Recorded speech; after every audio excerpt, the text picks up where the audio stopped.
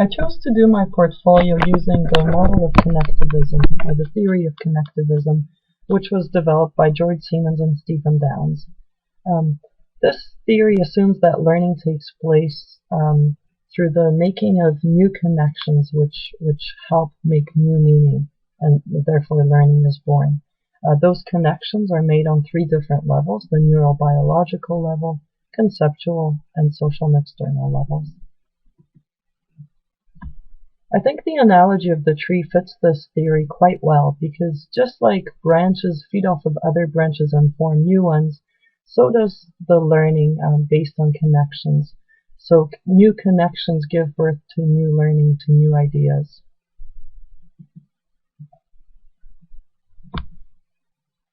To start with the neural and biological connections, we know that the brain is an intricate system of connections where information is shared across synapses, but we also know that new connections can form and neurons can connect in new ways, and there's basically an infinite number of those connections that the human brain is capable of making.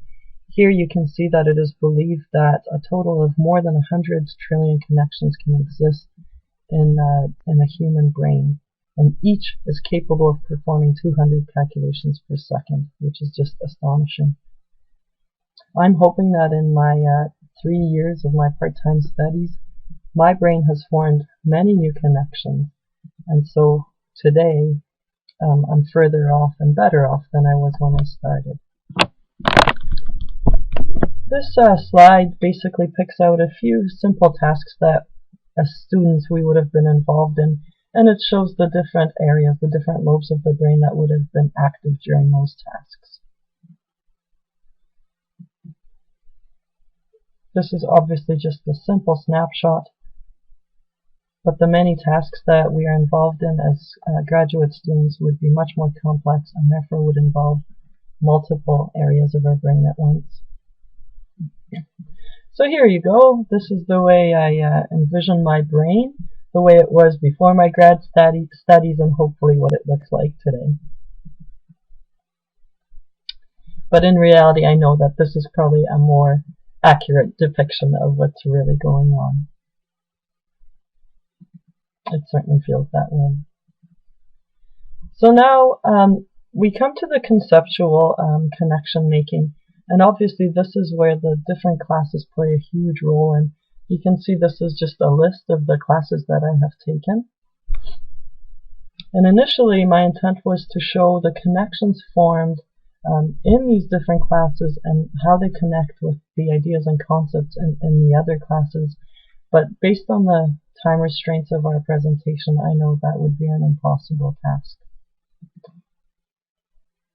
But I do want to show that all these classes are connected. Obviously they're connected in many different ways, but there are two unifying principles that do hold all these classes together, and that's the theory and research, where it feeds into the pedagogical application. So the application of those principles in my daily practice, which also then adds to my understanding of the theory and research. I found each class was able to feed into both of these two principles.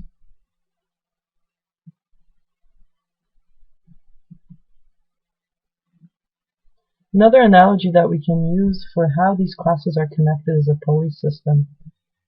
Obviously, here I'm demonstrating each pulley by the classes that I have taken. This is a system with 5 pulleys. Obviously, I have taken 8 different classes. So the way I see it is each class helps me increase that load that I'm capable of carrying, and the effect on my total learning as a student and my teaching as a professional, as a teacher, hopefully increases. And I just thought this model represented that idea so well.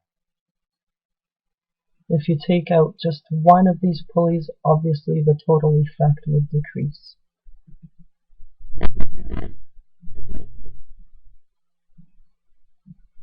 Now this is the final level. It's called the social, here it's listed as social and technological, but it's really the social and external connections. I used the slide, this is from the George Siemens website, But this slide brings up an interesting example in how ideas can be shared but also help us be more efficient and help us learn more.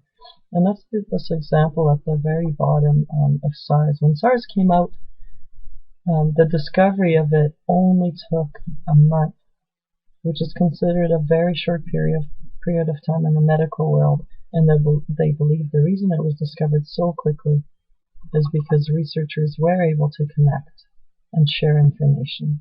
And so you can see how social networks are so incredibly important in regards to the body of knowledge that people hold.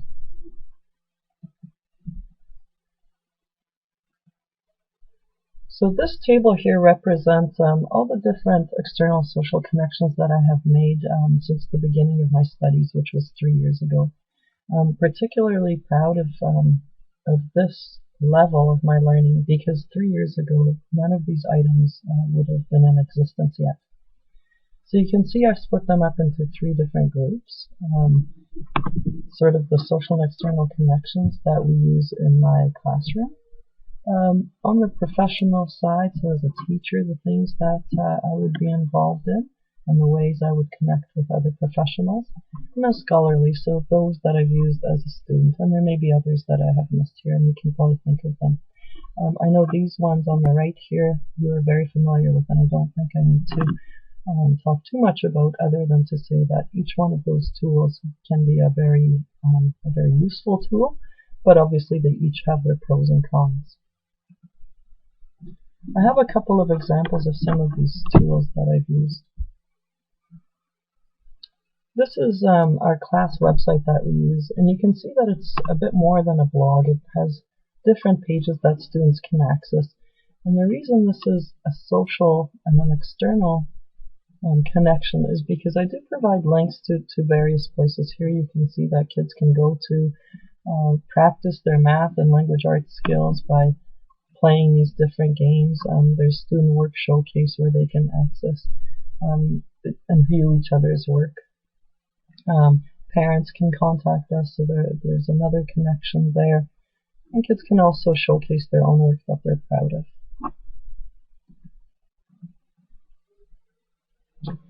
This is one of the 3 wikis that my class runs. It's called Enviro Issues. We have Enviro Issues 1, 2, and 3. And they basically list 3 different topics: environmental issues, environmental activists, and possible solutions. And this is a really neat tool I found to form those connections, because it allows children to have a running dialogue on the different environmental, issues and concerns that are out there. And it's just neat to see that connection proven physically here in the form of text. This is a wiki that I started myself as part of ETAT 802. And it's something that really has grown and developed since I finished the school. I have colleagues, other teachers that access this and add on. But it's something that I'm proud of because it is a growing body of knowledge and it is expanding. You can see here on the left, there's a number of pages including the learning theory background, educational technology literature, collection of quotes, and different things like that. The Cool Media Assignments and Assessments, I think, is a particularly useful tool because it provides links to free online resources that can be readily used in the classroom.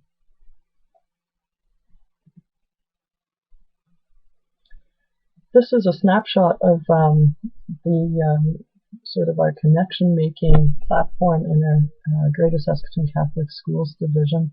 It's called One Stop, and it's got just tons of different applications. This particular page is from our network learning communities. It shows the different things that we have exchanged with other grade 7 teachers in the school system.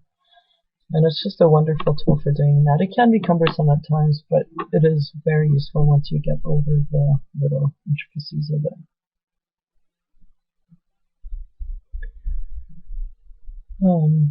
So I picked up this quote because I think it really highlights the importance of that connection making on the social level. Collaboration is a big keyword that comes up quite often, and it has to do everything with the forming of connections. Teaching should be a collaborative process. It should be collaborative with the students, the parents, and other professionals in order to make successful schools and to always keep improving those schools. That, in a nutshell, is my overview of my grad studies. Obviously, I would have loved to launch into more detail on some of the conceptual aspects, but I think it's obvious that the learning that I've undergone is connected in many different ways, and definitely on the three levels of biological, conceptual, and external.